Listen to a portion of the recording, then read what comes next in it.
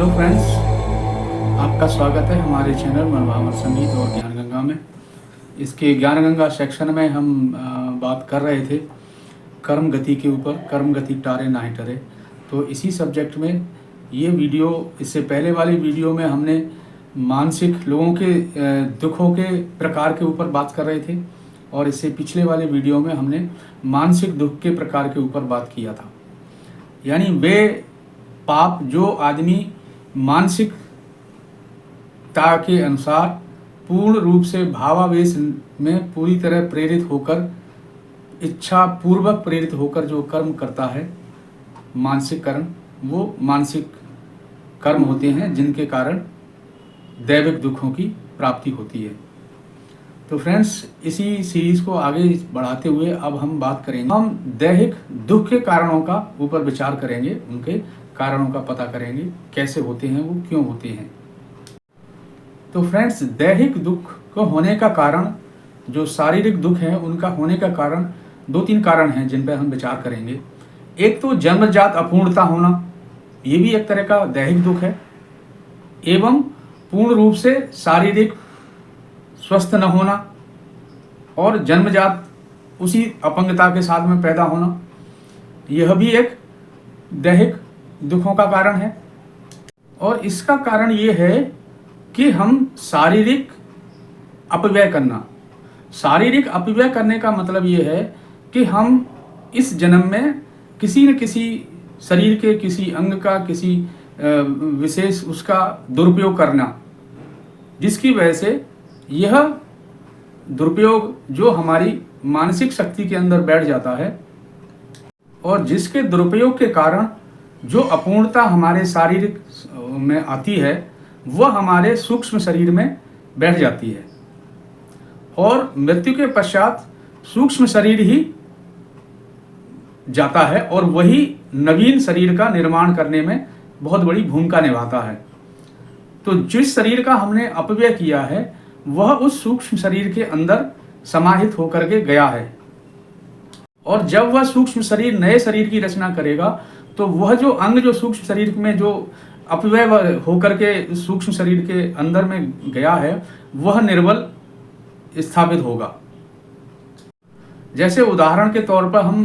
कह सकते हैं कि अगर कोई मनुष्य हस्तमैथुन करता है,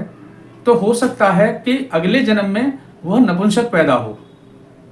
क्योंकि उसकी वजह से जो इंद्रिय कमजोर होगी, वो सूक्ष्म रूप में जाकर के जब नवीन शरीर का निर्माण होगा, तो हो सकता है वह उसका पूरी तरह विकास न होके और एक उसके रूप में निर्धारित हो। लेकिन हमको इसको एक शारीरिक दंड का नहीं मानना चाहिए कि ये कोई शारीरिक दंड है, बल्कि ये हो सकता है कि ये शारीरिक सुधार के लिए ये प्रक्रिया में लाया गया हो, क्योंकि वह अंग इस जन्म में फिर अधिक से अधिक आराम करेगा, और अगले जन्म में जाने के लिए, सूक्ष्म रूप में जाने के लिए, वह उतना ही तीव्र रूप से अगले जन्म के लिए तैयार होगा। तो फ्रेंड्स, कहने का मतलब यह है कि हमें अपने शरीर का भी अपव्यय नहीं करना है, यानी शरीर का भी गलत इस्तेमाल नहीं करना है, क्योंकि मानसिक पाप और शारीरिक पाप दोनों मिलकर के एक इस जन्म में, अगर दोनों की मात्रा इस जन्म में, वे दोनों पाप राजदंड या सामाजिक दंड से अगर शुद्ध नहीं हुआ, तो वो पाप अगले जन्म में सूक्ष्म शरीर के अंदर जाकर के जाते हैं। और उदाहरण के तौर पर, जैसे अगर मान लो इस जन्म में अगर शारीरिक दंड अगर मिला, जैसे गलत तरीके से इस्तेमाल किया गया, क्योंकि वे शारीरिक अपव्यय जिसके अंदर मानसिक पाप की मात्रा बहुत कम है, उनको तो शरीर यहीं ठीक कर लेता है, यहीं, क्योंकि शरीर की अपनी एक अलग प्रक्रिया है। जैसे उदाहरण के तौर पर नशा करना, नशा वाले का जब नशा उतर जाता है तो वो ठीक हो जाता है। विष पान करना, मृत्यु हो जाती है। आहार के कारण बीमारी पैदा होकर के वो ठीक हो जाती हैं। तो लेकिन वे कर्म जिनके अंदर मानसिक पाप भी शामिल है, वे कर्म अगर इस जन्म में शुद्ध नहीं हुए, तो वे शारीरिक शरीर में जाने के लिए अगले जन्म के लिए जाते हैं, जो शारीरिक सूक्ष्म शरीर के साथ जाते हैं और वो नवीन अगले जन्म का जो नवीन शरीर का निर्माण के अंदर वो भूमिका निभाता है सूक्ष्म रूप, और इसके अंदर उस अंग को या प्रत्यंग को एक तरह से निर्बलता के रूप में दिया जा बनता है वो। तो ये हमारे दैहिक कर्मों के दुख का एक कारण हो सकता है। फ्रेंड्स, ये हमारी वीडियो को शेयर और लाइक करें और चैनल को सब्सक्राइब करें, और अगले एपिसोड में हम बात करेंगे तीसरे दुख के कारण का, जो कि भौतिक है। अब तक हम 2 दुखों के कारण का चर्चा कर चुके हैं, दैविक और दैहिक, और अगले वीडियो में हम भौतिक कारणों का, जिनके दुख के कारण है, भौतिक कारण जो दुखों का कारण है, उसके ऊपर हम चर्चा करेंगे। तो फ्रेंड्स, आज के वीडियो में इतना ही,